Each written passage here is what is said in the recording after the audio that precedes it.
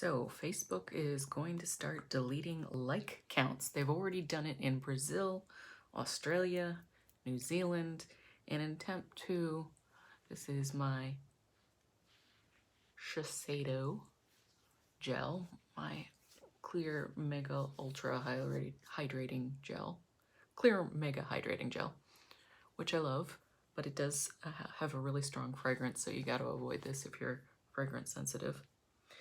So they've already, I guess, deleted like counts in places like Australia, New Zealand, Brazil, and chances are good they're going to do it in the US as well, according to TechCrunch. Makes sense to me. The reason that they're doing it, or the reason they say they're doing it, is because people have started using Snapchat and Instagram as their daily sharing places, and they save sharing of flashy life events like a wedding for Facebook. And so because there are fewer of those type of flashy wedding type posts, they get a lot more likes, and then other people compare themselves to that like count, and then they start to self-censor and they feel bad and it affects their mental health. And they just basically stop sharing things. So in order to avoid the self-censorship, what it's going to show now is it's going to show liked by maybe one or two friends that are close to you, and then others. And it's not going to tell you as a visitor how many others actually like it. I think this makes sense in a lot of ways, because I think that we all fall into that self-censorship trap where we're like, well, you know, does my life garner enough attention to make me feel good to even talk about my life? And if the answer is no, then you don't post anything at all. And I am 100% guilty of that. I think my life is relatively boring, and I don't post a lot of anything. As a matter of fact, the last time I posted something other than a picture to Facebook that actually had text and was meaningful to me would have been my friend's birthday on the 14th of September, and it's like September 4th. So I check Facebook every day because I use it for business purposes in my day jobs as a tattoo artist, but I don't necessarily use it the way they would probably like, because the more content you generate, the better it is for them, because more eyeballs are on the platform for a longer period of time, which means that they can sell ads for a much higher price. So by removing any fear of not getting enough likes from a particular post, you're keeping eyeballs on the platform longer. Now, I do think that, because I've witnessed in my job, you know, when I'm tattooing people and I'll have, you know, young, it's not always this, but my particular experience is this, that it's frequently very young women will put up a picture where they're like, oh, feeling cute, might delete later, but they're serious about that. The picture is perfectly lovely, but they are going to take it down later if they don't get enough likes. And I think that's partially a motivator to get people to react to the picture, because they indeed might delete it later. But I also think that it's just purely fear of not getting enough likes to make them feel like the photo was worth it. And I can certainly understand where that comes into play when people's emotions are very fragile and they're going through puberty. But it's not just like it's young people. I've seen people of all ages do that, judge themselves negatively because they didn't garner a particular reaction at a particular time with a particular photo or post. And I feel so bad, because truthfully, there's so many different things that can affect your like count, like the time of day you post, whether your post has a picture, whether just the mystery of the universe has allowed you to connect to people at a time when they're actually available, free, and on the platform. But that's where we're going. Now, I personally think that they should take the whole liking thing in terms of numbers away. I've always thought that.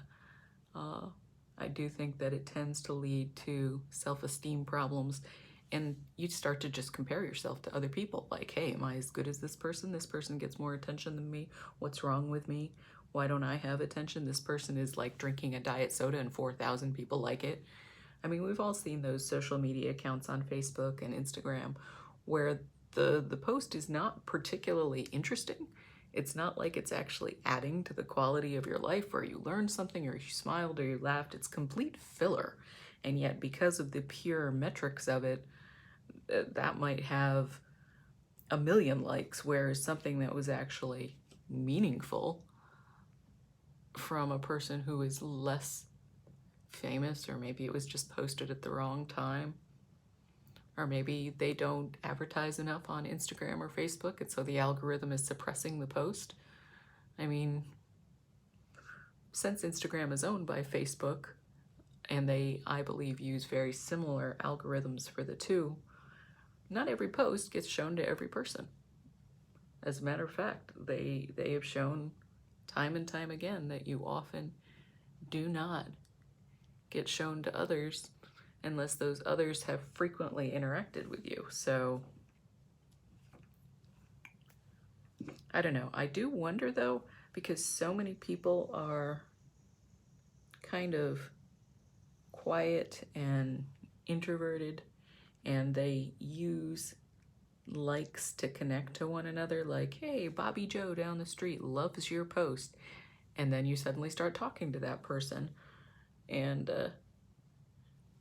straight up approach is, I think, dying out.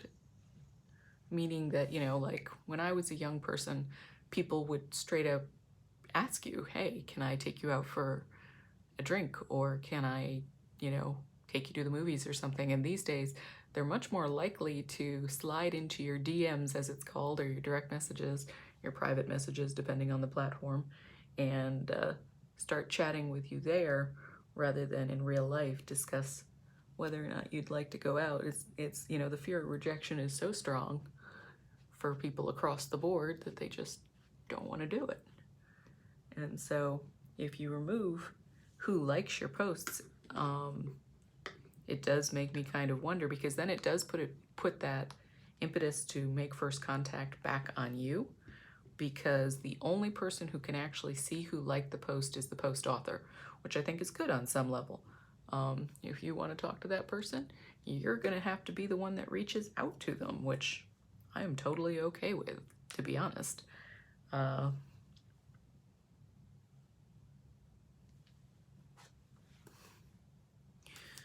But in a society where people don't necessarily reach out frequently to one another, they kind of wait. I think everybody is kind of waiting in the wings for someone else to make the first move.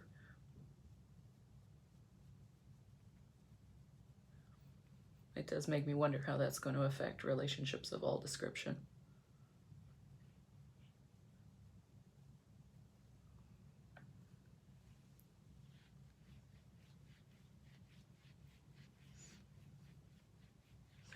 But I know particularly, I know we're talking about Facebook, but on Instagram I notice it a lot more, that people, I think, even like things based on what other people's reaction to it. Like, they might not be that into it, but because other people like it, they're suddenly going to be super in to that post, and they might like it because, you know, 1,500 other people like it. But if it just says something like, liked by Bob and others, if you don't really like it, there's, you know, and nobody else can see that you like it other than the post owner, there's a lot less motivation to kind of blindly like things, or thumbs up or heart things in Instagram's case,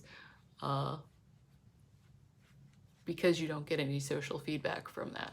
I do think it will overall reduce the interaction that people have on those platforms, because people are going to see others.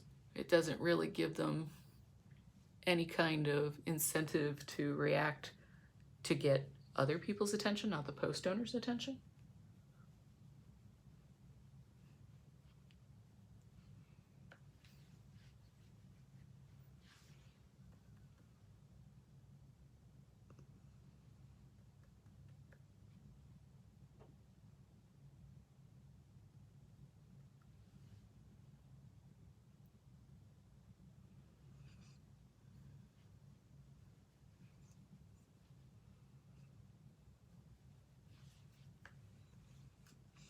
But we'll see how it goes.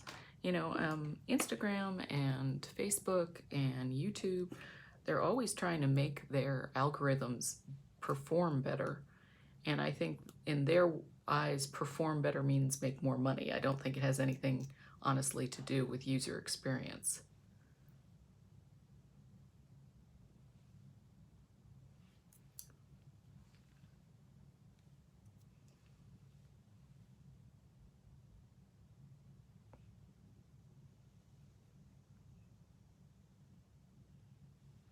And so because I think they're always trying to alter their algorithms to make them more money, sometimes those alterations are good and sometimes they're bad for the user.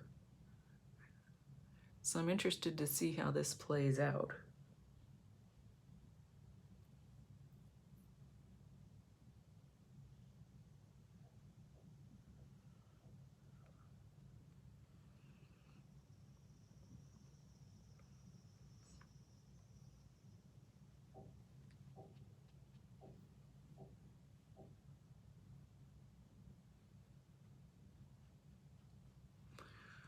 But I am always interested in seeing how those algorithms affect interaction.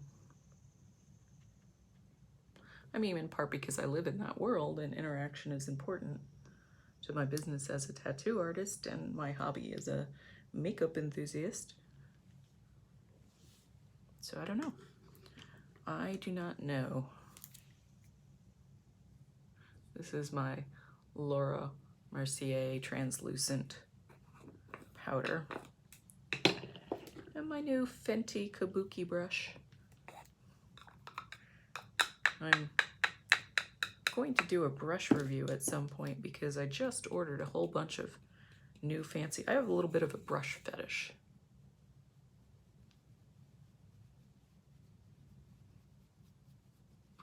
So I ordered a bunch of brushes because it was just Labor Day and I need a sale.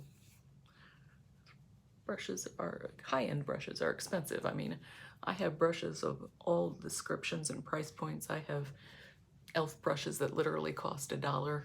I have, you know, this brush, just as an example, was like 36 bucks.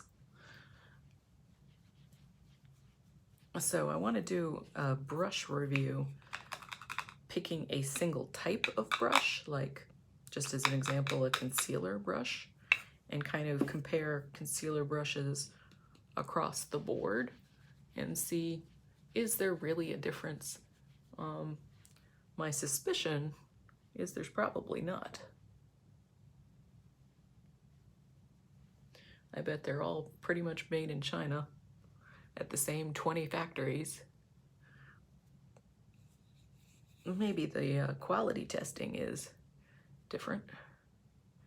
I don't know.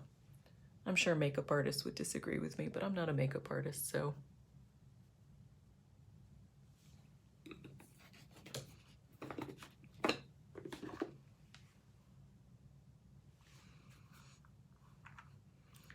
I think it would be fun to become a makeup artist, but given that I am an established tattoo artist of almost 17 years, I don't see me taking off a whole bunch of time to become a makeup artist for a hobby. I wish I could, though. I think it would be awesome to learn new things. I love learning new things. It's one of my favorite things. So one of the other things that kind of makes me wonder about, this is our Fenty Fairy Balm 24K Ray, which is so super strong. I have to be very, very careful or I start to look like I have been at a rave, which there's nothing wrong with that, but I am going to the office.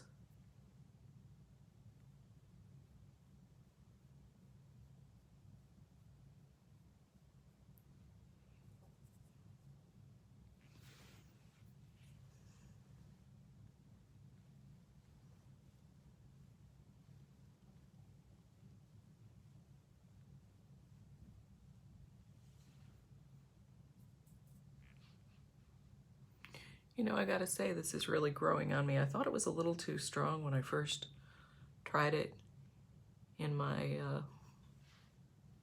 other video. about the Palm Spring Dreams Cocktail Party palette, but it is definitely growing on me.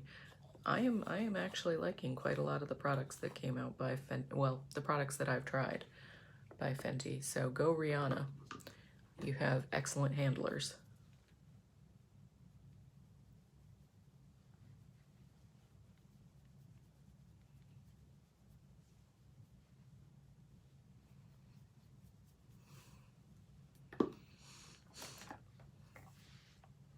Oh, I love this Palm Spring Dreams palette. I think it is so pretty. Very, very wearable for me. Mostly warm colors, and with the exception of the blue. And I do pretty well with warm colors, so.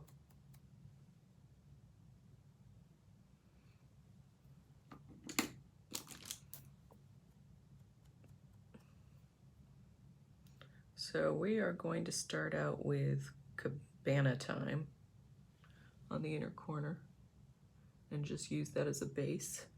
It's a off-white.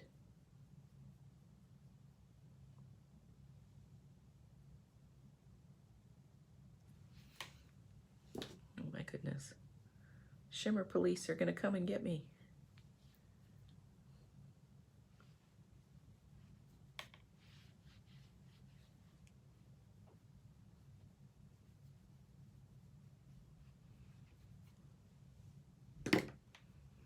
Back to Cabana Time.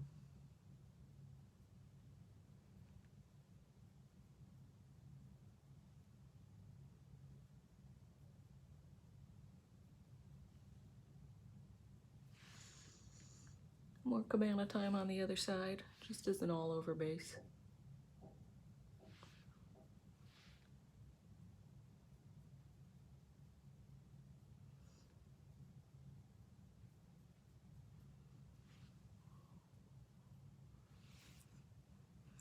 We're moving on to the Saucy and Bossy upper lid.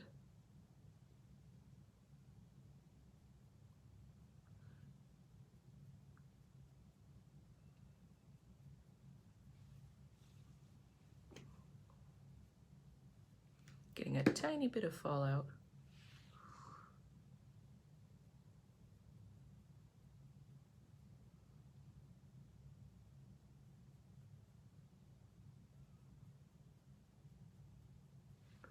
I don't know, I always expect a certain amount of fallout.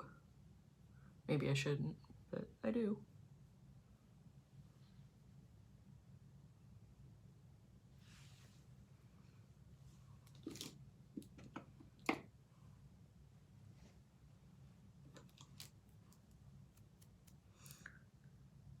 And then we're gonna go TFTI,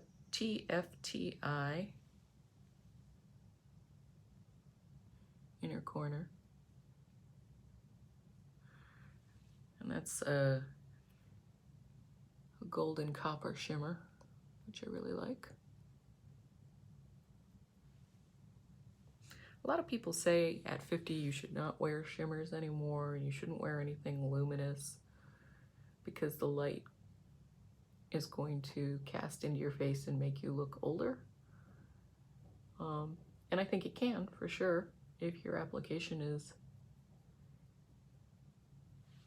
maybe not as slick as some people's, but I like it.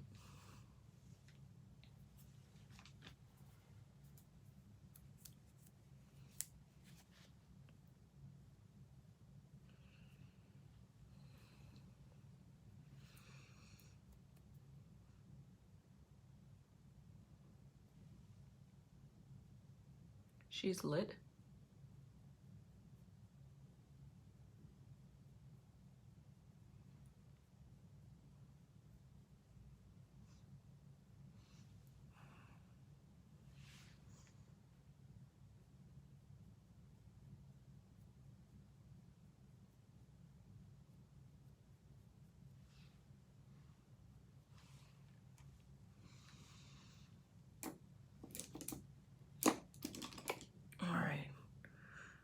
We're going with Buzzkill.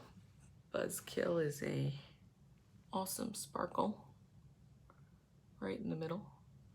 I love this.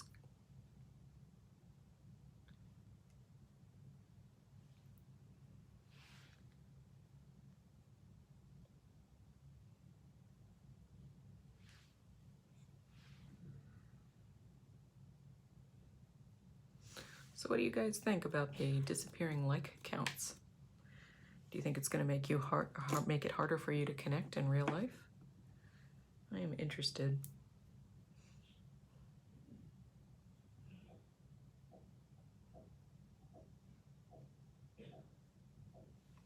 Rum tiki.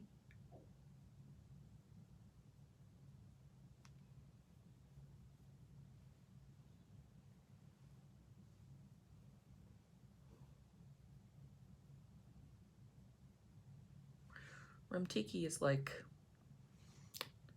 a latte color, I guess. Kind of a creamy brown.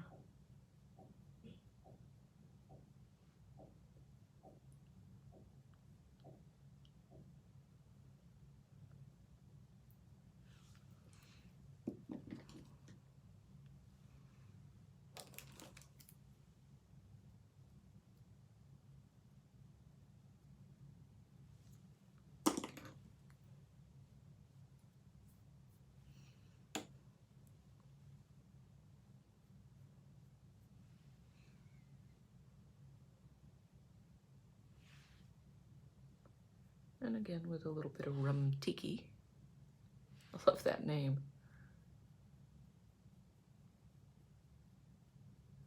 Be a great name for a tiki bar. Rum tiki.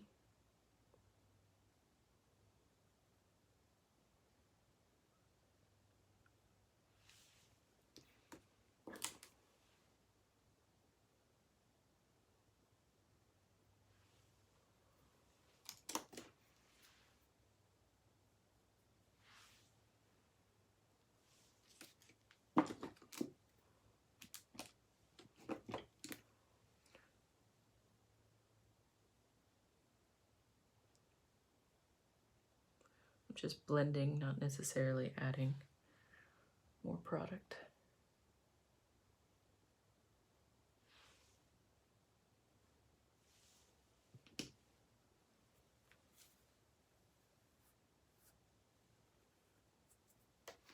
So yeah, I'm definitely getting a little bit of powder spray here.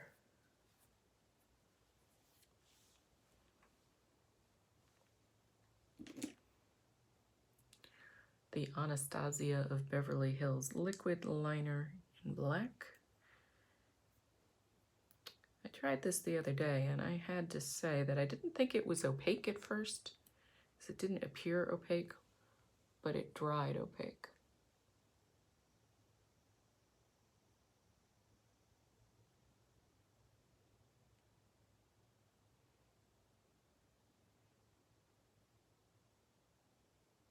And I'm sold on the applicator. I love the applicator.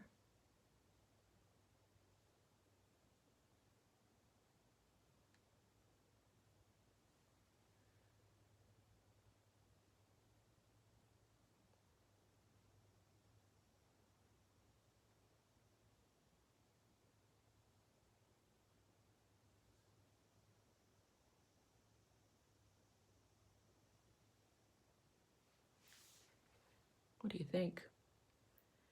I love a cat's eye. I've always loved them. I'm such a fan.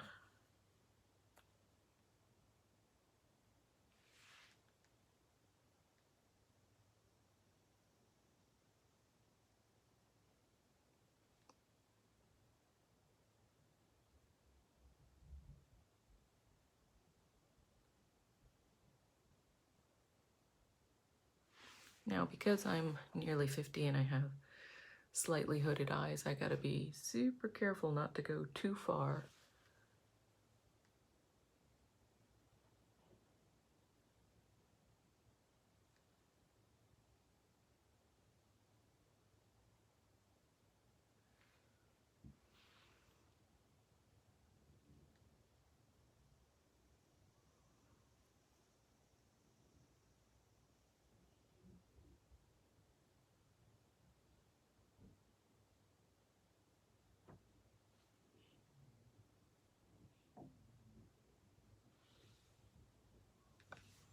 not to go too far with the width of my cat's eye.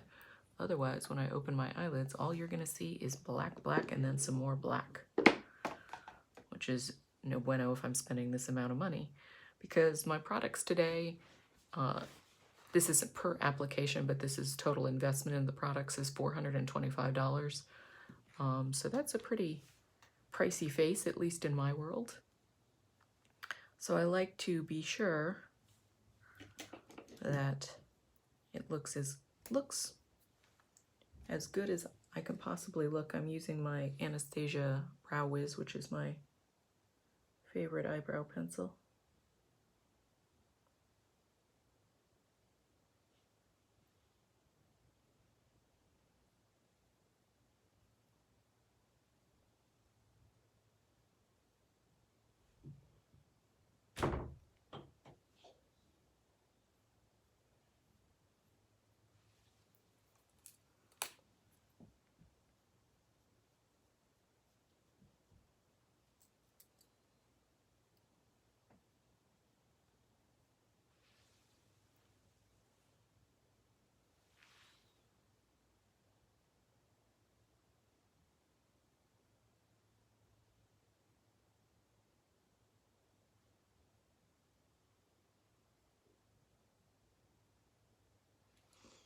My eyebrows fall off right here. So the rest of it's all got to be drawn in. It's not from over plucking. It's from my mom. She had the exact same eyebrows. It's just genetic.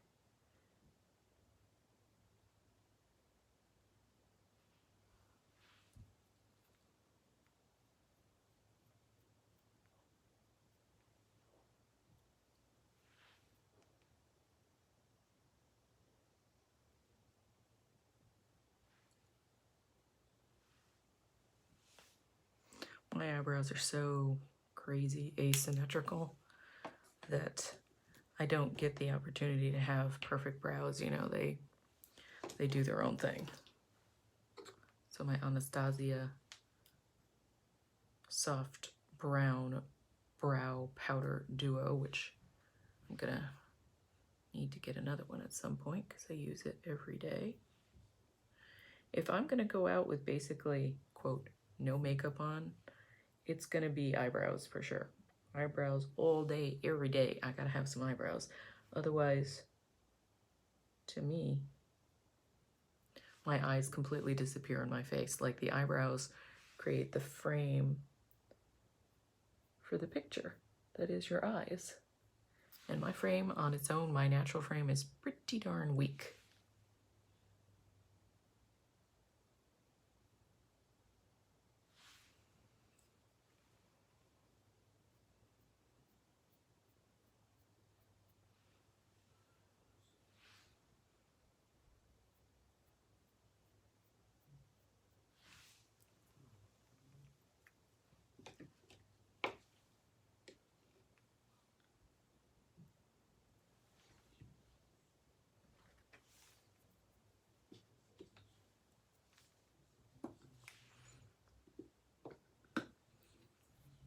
This is my Anastasia of Beverly Hills Browdip gel.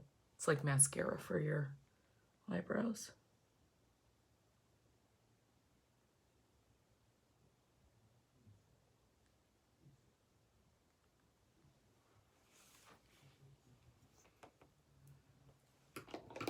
A little bit of Maybelline Colossal Volume Express. Waterproof cat eyes.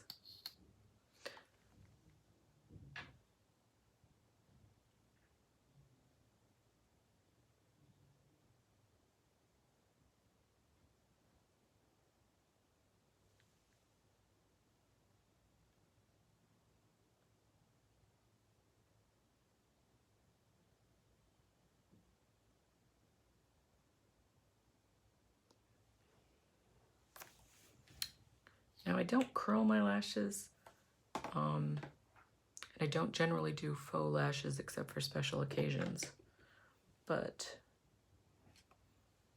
I do always put on a little bit of mascara.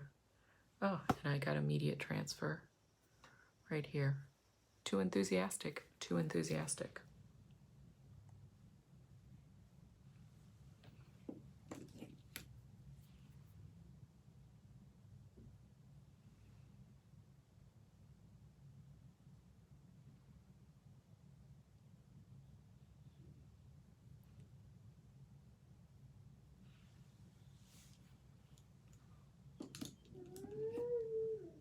Now I gotta get a little dab of something something for the inner corner. We're gonna go Swizzle Stick, which is a bright, looks like hot pink glitter.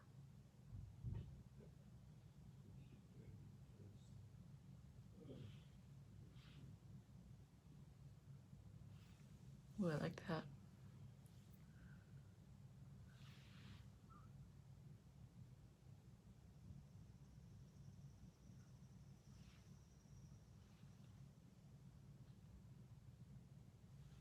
I kind of wonder what would happen on Facebook or Instagram if you completely took away the heart and the like count so that all it shows is the post. I bet you interactions would drop like a stone. But it'd probably be really good for people's mental health because you wouldn't be able to compare yourself to anybody. You'd have no idea if that post was liked or not liked at all.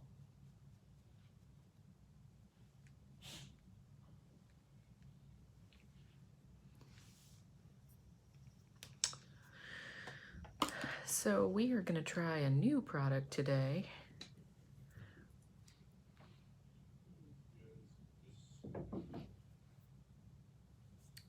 Which is my new little set from NARS, the mini Orgasm set. I am going to give a little shout out to NARS. I think that these colors are really pretty.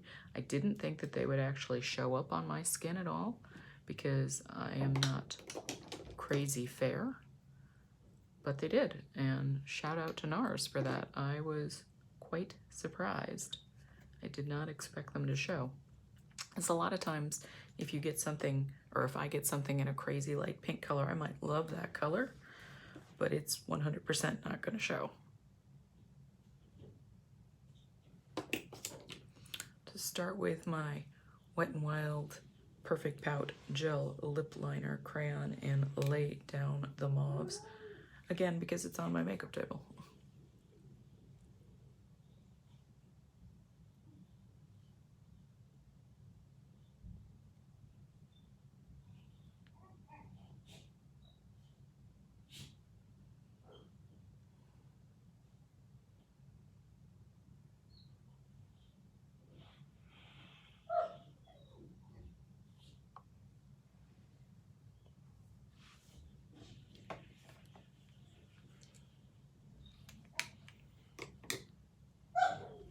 So I'm going to start with the balm and end with the gloss.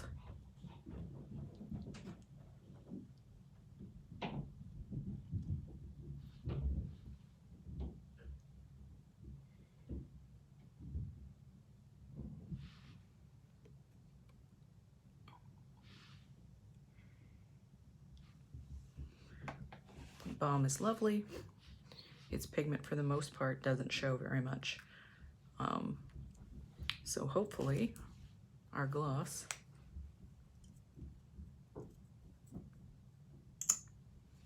will show a little bit.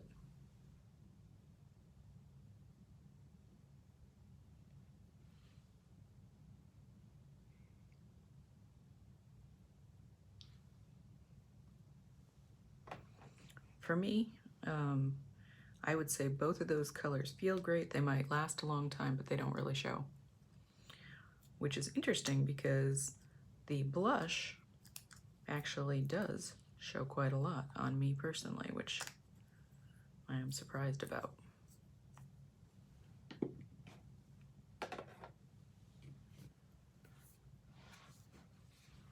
So there's the blush and the highlighter, and I definitely had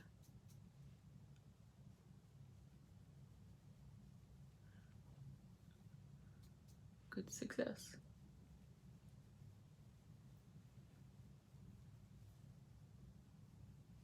I love a good blush.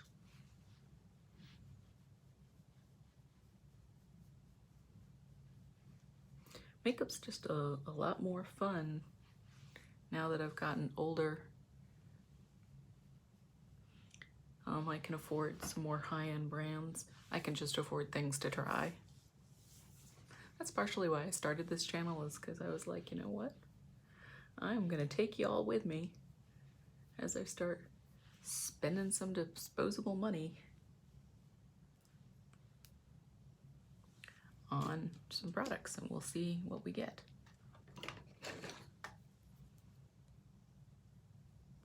And if you have high definition television, I feel 100% confident that you can see every flaw in my makeup application, because like I said, I'm a complete amateur. I'm not a makeup artist. I'm sorry for you if you have high def. What can I do? I'm trying out here.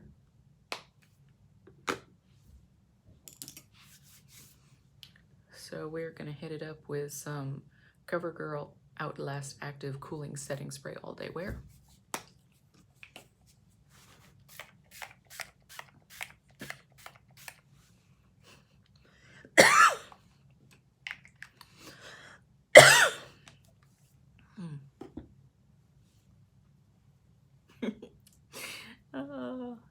I'm so funny.